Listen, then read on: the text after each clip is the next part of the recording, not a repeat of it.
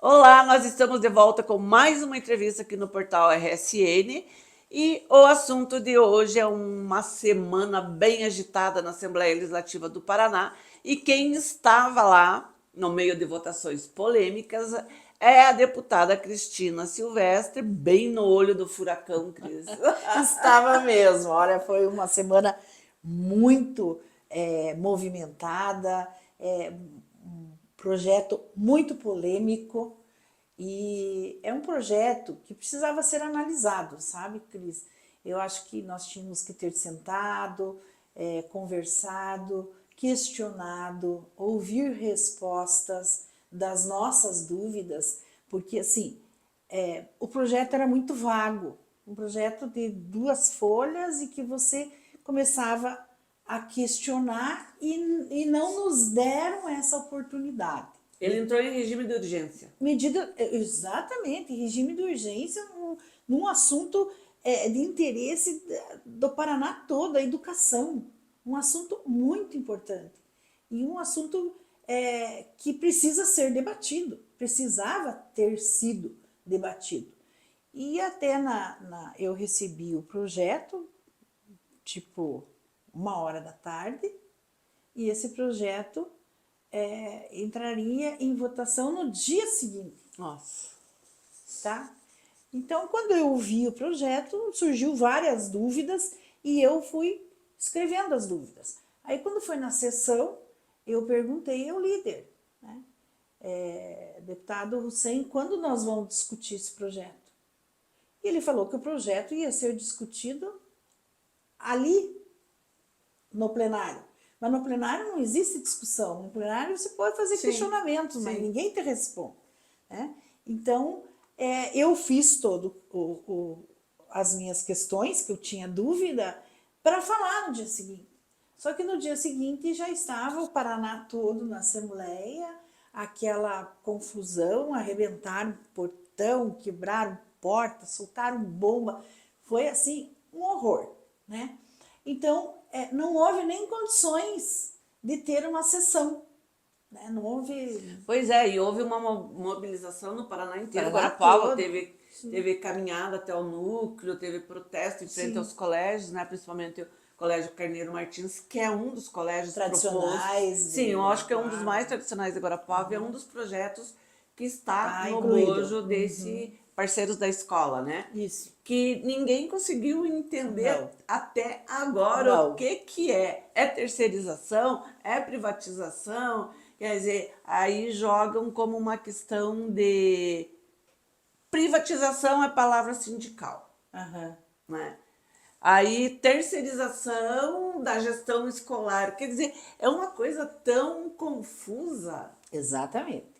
E foi aprovado um projeto tão polêmico como esse, tão sério, se tratando da educação, porque eu parto do princípio, eu não, todos nós. A educação é um direito de todos, certo? Garantido pela Constituição. E um dever do Estado. Do Estado. Aí Essa é a questão. É um dever do Estado a educação. Mas eu vou pôr aqui para você, Cristina, para você ter ideia, as dúvidas, né? Então, a primeira dúvida, tá. Qual é o custo real de um aluno hoje? Pelo último valor divulgado, é de R$300. A proposta é de 800. É de 800. Agora, a partir de agora. Tá, tudo bem. Tá. Qual é o custo médio que será levado em conta como referência? Ninguém sabia, tá? Quanto que o Estado, né, iria pagar para cada empresa parceira? Qual o tipo de licitação? É licitação no menor preço? Será uma tragédia para a educação. Tudo que é licitação por menor preço já uma está comprovado que não dá certo. Não dá certo. Então tá. É uma questão técnica? Eu queria saber isso. É uma questão técnica? Vocês vão analisar as empresas? Qual é o know-how? Quem vai avalizar? Qual é o know-how dessas empresas? Qual é a história da educação que eles têm? Como que esses professores serão contratados. Então, é isso Qual aí. é Então, baseado no quê? No currículo deles, eles têm um currículo bom para fazer essas provas, porque vai ter uma prova, com certeza, para pois é, contratar, mas e como não sei. fica a questão que você só pode contratar por concurso público? Não, esse caiu, porque agora você pode contratar, a empresa Pois vai é. se contratar. Pois é. Tá? Então, esses professores vão se aposentando e vão contratando novos professores. Eu entendo que a educação, como a saúde, onera a folha toda do Estado, como dos municípios, né? Que tem que ter realmente alguma solução para isso, é cogitado já no governo federal sobre isso, porque sobra muito pouco para os municípios e os estados investirem, né? Por causa que a folha realmente é onerosa. Tudo bem, eu entendo isso, mas vamos com calma, vamos ver qual é a melhor forma de fazer isso. Não simplesmente jogar um projeto cru sem uma explicação. Qual outra pergunta que eu fiz? O que vai acontecer com a Fundepar? A Fundepar é um órgão do governo para construção e reformas das escolas. Então, é a empresa que é responsável por isso agora, não é mais o Estado. Então, como é que fica? A Fundepar desaparece? Qual a função da Secretaria de Estado do Esporte?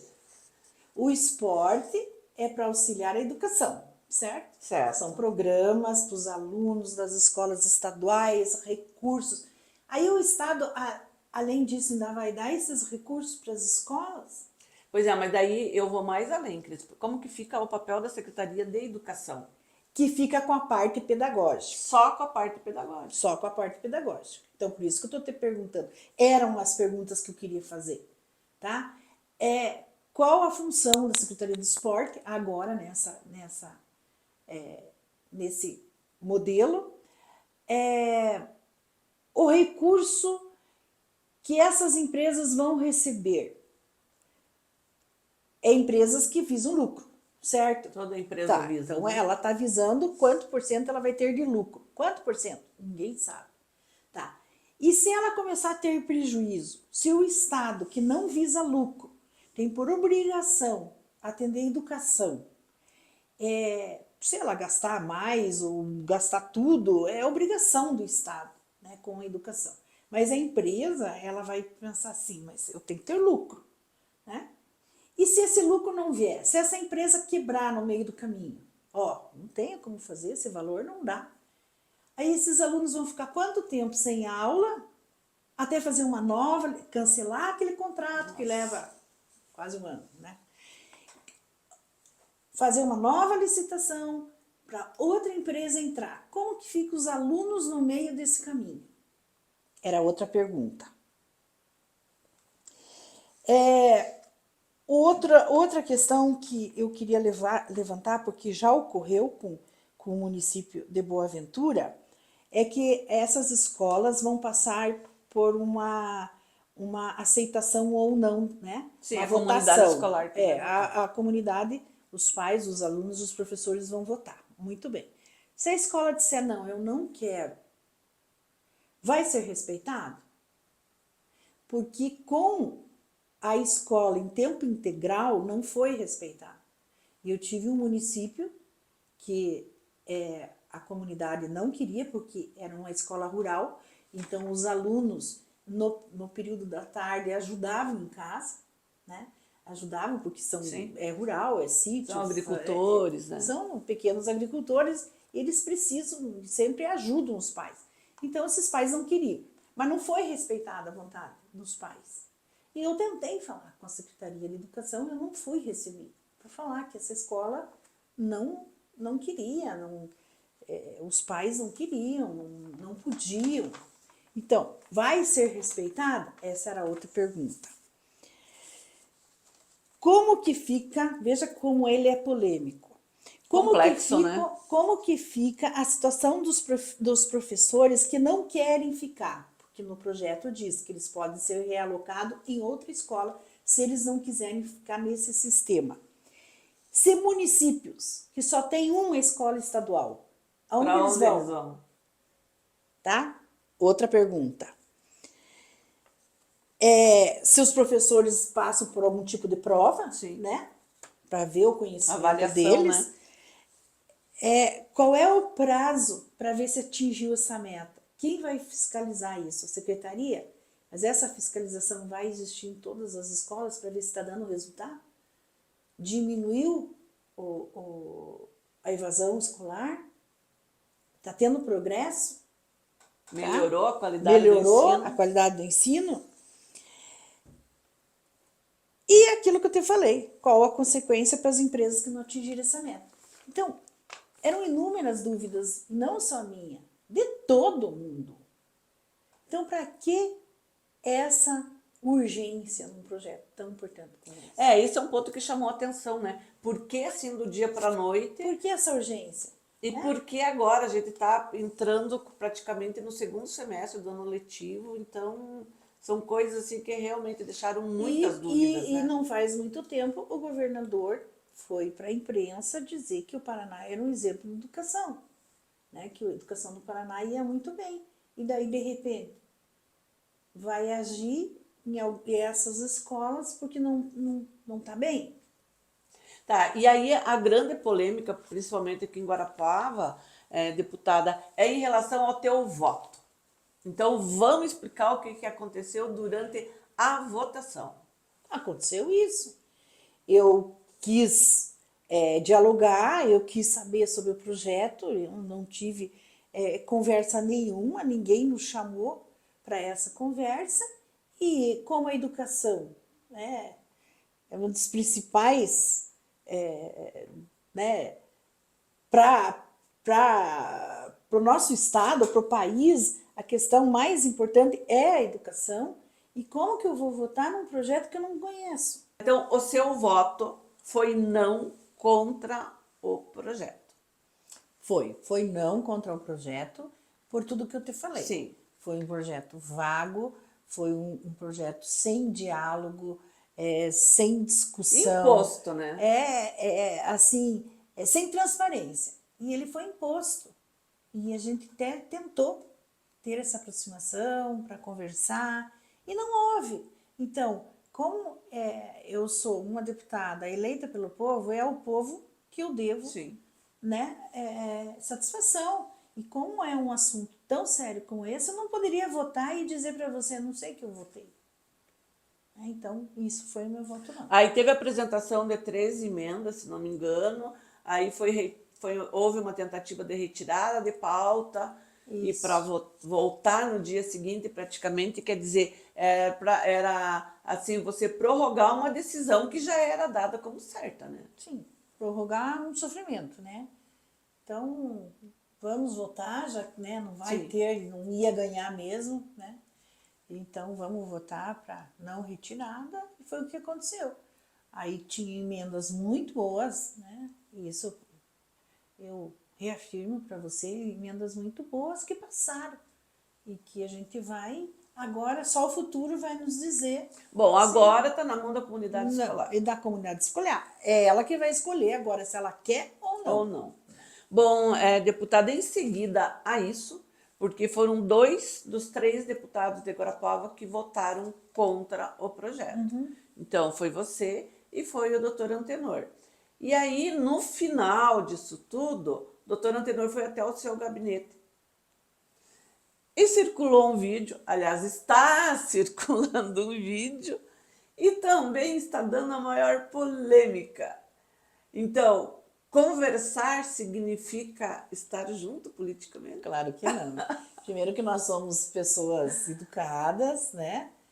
E conversamos, mas isso não tem nada a ver. Ele foi muito educado, ele foi na minha sala, no meu gabinete, me agradecer pela votação, pela coragem de votar contra, e eu falei que não tinha que agradecer, que é uma questão de consciência e que eu era eleita pelo povo para defender os interesses do povo e que não tinha nada a ver com ideologia, com partido político, com nada, era a minha posição pessoal de votar contra esse projeto. Eu não sei. E daí surgiu, né, toda essa polêmica, como que as pessoas podem pensar que você não pode ter esse diálogo, essa conversa com uma pessoa que pensa diferente de você.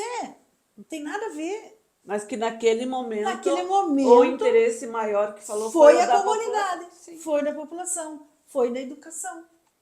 E é assim que eu voto, como foi contra a Copel, eu votei contra a venda da Copel, votei contra a privatização da Sanepar. É o meu pensamento, é como eu vejo que serviços essenciais não podem ficar na mão de terceiros, tem que ser no comando do Estado. É o meu pensamento. Eu posso estar errada? Posso. Mas é assim que defende eu a tua penso. posição. A minha posição. Bom, deputada, você está trazendo para Guarapuava, já mudando um pouquinho de assunto, né? Você está trazendo a Guarapuava uma palestrante para uma qualificação com as mulheres dos partidos que compõem a base do prefeito Celso Góes. Exatamente. Vai ser dia 29 de junho, antes de começar a fase eleitoral mesmo, né? Enquanto nós estamos na pré-campanha. A Fernanda Viotto é uma advogada, inclusive ela foi candidata junto conosco, e ela é uma especialista em direito eleitoral.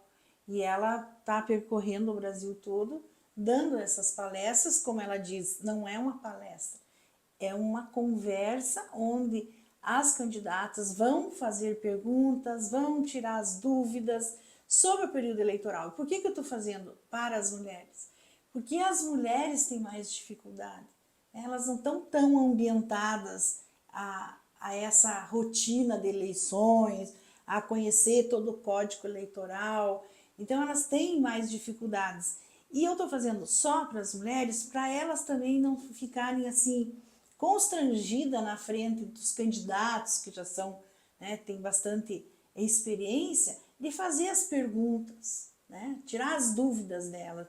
E essas dúvidas vão ser tiradas com a Fernanda, que é uma pessoa fantástica. Local, horário. Vai ser lá no Sindicato Rural, dia 29, às 9 horas da manhã. Inscrições gratuitas. Gratuitas, sim. Nós vamos convidar todas as candidatas que estão na base do prefeito Celso. Bom, deputada, eu queria agradecer a sua presença aqui e deixar os microfones aqui do nosso portal sempre aberto para qualquer esclarecimento, porque a gente tem que falar, né? A gente tem que explicar, porque a interpretação ela vem sendo muito complicada. Muito complicado, né? A gente sente isso todos os dias, mas eu estou esclarecendo realmente que não tem nada, uma coisa com a outra, né? A gente procura fazer da melhor forma, da forma que você acha correta, e às vezes essa forma não agrada muita gente, né? Mas é assim que eu faço a política e é assim que eu vou continuar, né? Eu agradeço, Cris, mais uma vez a oportunidade de estar aqui no teu programa, aproveitando a tua audiência, né, para conversar com a população e falar sobre o meu voto. Legal. Bom, obrigada a você que nos acompanhou até agora. Obrigada a Viviane, que eu sempre digo que é minha irmã do coração. sempre mesmo. Obrigada a Karina também, que é assessora deputada. Obrigada ao Brahim, que me acompanha nessa entrevista. E obrigada a você. E continue ligado no seu portal www.redesudenoticia.com.br.